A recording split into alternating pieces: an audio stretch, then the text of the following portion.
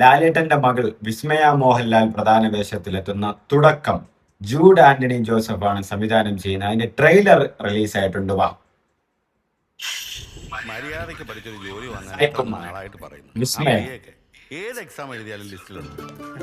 ആശീർവാദാണ്. പിന്നെ അറിയാലോ, കല്യാൺ പ്രസൻസ് കൂടുന്നുണ്ട്. രമണീയത മീനു ചേച്ചിയാണ് കേട്ടോ വിസ്മയ മോഹൻലാൽ. താനാ വാടക വീട്ടിലെ താമസം ഞാൻ കണ്ടിട്ടുണ്ട്. ലൈൻ അടിക്കാനുള്ള ആളായി എന്റെ പേര് സിയ. ഇല്ല. Nice news. കമന്റ് ആക്കിയാണ് കേട്ടോ എഡിറ്റ്. അവളല്ലേ ഇന്നത്തെ സ്റ്റാർ. വീട്ടിലാരൊക്കെ ഉണ്ട്? അച്ഛനുണ്ട്. ചേട്ടാ കുറച്ചും കൂടെ വലിയൊരു സ്ഥലം ഉണ്ടാവോ? കണ്ടിട്ട് തുടക്കം ഒരു ഫീൽ ഗുഡ് പോലെ പോവും, എന്നിട്ടൊരു മിസ്റ്റീരിയസ് സാധനം വരും. ലാലേട്ടന്റെ ക്യാമിയോ ഉണ്ടോ എന്നുള്ള ഒരു പ്രതീക്ഷയിൽ ഞാൻ ഇരിക്കുന്നു.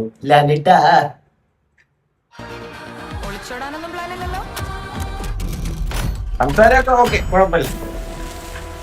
ആ തുടങ്ങിയടേ വിഷ്ണു ഗോവിന്ദ് രക്തമൊക്കെ വന്നു. 2018 സൂക്ഷിച്ച് സംസാരിക്കണം, അല്ലെങ്കിൽ തനിക്കുള്ള പണിയെ തന്റെ വീട്ടിൽ വരും. ഗണേഷ് കുമാർ വന്നു. ആ ടൂവിലോ വേണ്ടത് അന്നത്തെ ആ സംഭവം ജെയ്ക്സ് ബിജോയ്. അന്നൊരു തെറ്റ് പറ്റി, ഇനി അതുണ്ടാവില്ല. എന്റെ കൈ കൊണ്ട് തന്നെ കൊല്ലണം. ഞാൻ പറഞ്ഞില്ലേ ഗൈസ്, ഫീൽ ഗുഡ് മൂഡിന്ന് മാറി ഒരു ഇൻവെസ്റ്റിഗേഷൻ, ക്രൈം, മിസ്റ്ററി ആ ഒരു എലമെന്റ്സിലേക്ക് പോയിട്ടുണ്ട്. കാരണം അത് കാണുമ്പോഴേ നമ്മൾ പ്രഡിക്റ്റബിൾ ആണ്, ഇങ്ങനെ വരും. കാരണം ഫുള്ളായിട്ടൊരു ഫീൽ ഗുഡ് മൂവിയിലേക്ക് പോകില്ല. ആൻഡ് സിനിമയുടെ പേരും തുടക്കം എന്നാണ്. അപ്പൊ ഇതൊരു തുടക്കമാവട്ടെ എന്ന് പ്രതീക്ഷിച്ചായിരിക്കും. ആൻഡ് ജൂഡ് ആന്റണി നിങ്ങൾക്ക് അറിയാം, 2018 സാറാസിന്റെ ഒരു മുത്തശ്ശി കഥ ആ സിനിമയൊക്കെ സംവിധാനം ചെയ്ത പുള്ളിക്കാരനാണ്, നന്നായിട്ട് അറിയാം. അപ്പോ ജെയ്ക്സ് ബിജോയ് ആണ് മ്യൂസിക്. അത് തളിരോമൽ ഏതൊരു സോങ് ചിത്ര ചേച്ചി പാടിയിട്ടുണ്ടായിരുന്നു, സൂപ്പർ പാട്ടായിരുന്നു. പിന്നെയും ഒരു സോങ് എന്തോ മുമ്പ് ഒരു റിലീസ് ചെയ്തിട്ടുണ്ട്, കറക്റ്റായിട്ട് എനിക്ക് ഓർമ്മ കിട്ടുന്നില്ല. നമ്മൾ പറഞ്ഞതുപോലെ തന്നെയാണ്, correct as soon as possible എന്താണ് നടക്കുന്നു നമ്മൾ കണ്ടറിയാം. വരൂ ഗൈസ്. ആ ഭീഷണി വരുന്നുണ്ട്. അപ്പൊ ലാലേട്ടൻ വരുവായിരുന്നു. ഫൈറ്റ് കൊണ്ടാണ് ജൂഡ് ആന്റണി സിനിമ. ലാലേട്ടൻ വന്നു. വിസ്മയ മോഹൻലാൽ തുടക്കം. ഞാൻ പറഞ്ഞില്ലേ ഈ സിനിമയിൽ ലാലേട്ടന്റെ ഒരു ക്യാമിയോ ഉണ്ടെന്ന് നേരത്തെ തന്നെ ഒരു ടോക്ക് ഉണ്ടായിരുന്നു.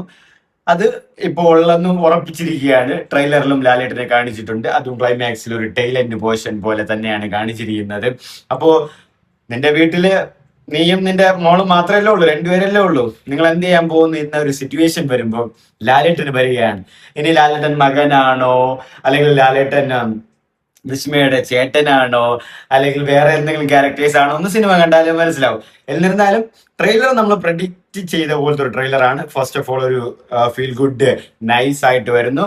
പിന്നെ ആ ഒരു പതിയെ ട്രാക്കിലേക്ക് കയറുമ്പോൾ ഒരു ഹൊറർ മോഡൽ എലമെന്റ്സ് ഒക്കെ വരുന്ന പോലെ ഒരു ഇൻവെസ്റ്റിഗേഷൻ, ഒരു മിസ്റ്ററി ത്രില്ലർ പോലെ പടം വരുന്നു. ഇനി എന്തായിരിക്കും ആ മിസ്റ്ററി?